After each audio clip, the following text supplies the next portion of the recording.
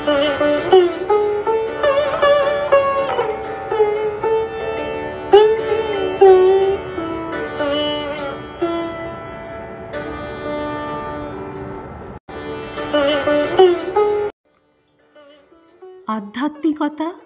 এবং ঠাকুর মা স্বামীজির উদার ভাব।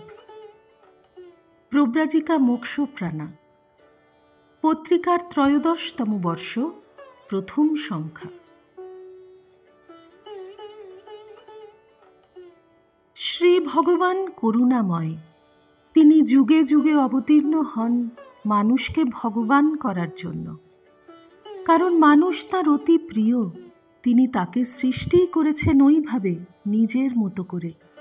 মানুষ ইচ্ছা করলেই যথার্থ মানুষ তথা ভগবান হতে পারে। মানবতাবোধ তথা মনুষ্য ধর্ম হতে যখনই মানুষ সরে আসে বা চ্যুত হয়, তখনই ঘটে তার জীবনে বিপর্যয়। তখন সে স্থূল ভোগ্যবস্তুকে পরমার্থ জ্ঞান করে, সেগুলো নিজ আয়ত্তাধীন করার জন্য প্রমত্ত হয়ে ওঠে। স্বাধিকার প্রমত্ত হওয়ায় বিবেক বিচার শূন্য, দিকবিদিক বোধ শূন্য, কাণ্ডজ্ঞানহীন হয়ে পড়ে।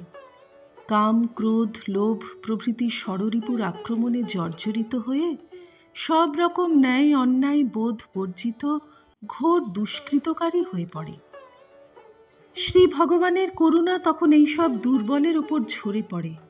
সে করুণা তিনি কেমনভাবে করেন বা কিভাবে, সে তিনিই জানেন। তিনি তো দণ্ডদাতা পিতা। যদুবংশ ধ্বংস করার জন্য মুষলের সৃষ্টি করেছিলেন। একই বংশে জন্ম বলে নিজেকেও তা থেকে অব্যাহতি দেননি। এভাবে নিজের ভগবত্তাও তিনি প্রকাশ করেন।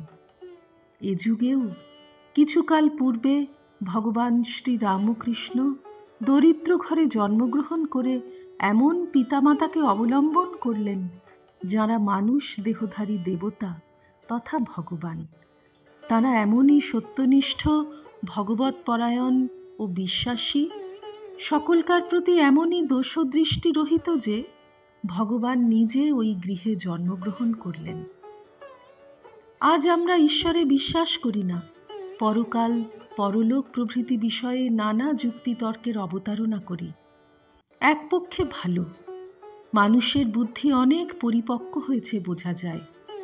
কিন্তু দিশাহারা তর্কের দ্বারা প্রাচীনকালের সব কিছুকে ভুয়ো ভাবা এবং পূর্বপুরুষের ঐতিহ্যের প্রতি অশ্রদ্ধা, অবজ্ঞা, তুচ্ছ তাচ্ছিল্য ভাব প্রকাশ শুভ বুদ্ধির পরিচায়ক নয়।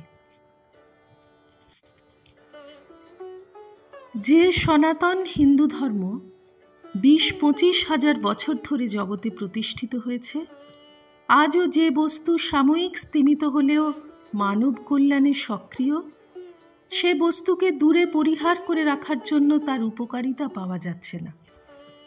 হিন্দু ধর্ম আচরণের বস্তু।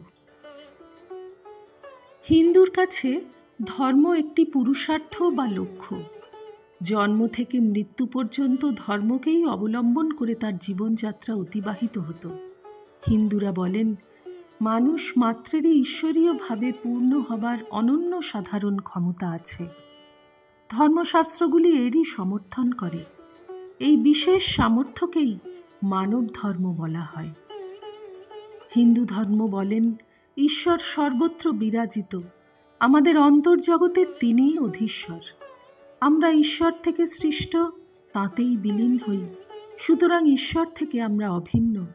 মন পবিত্র ও শুদ্ধ না হলে এগুলি ধারণা হয় না।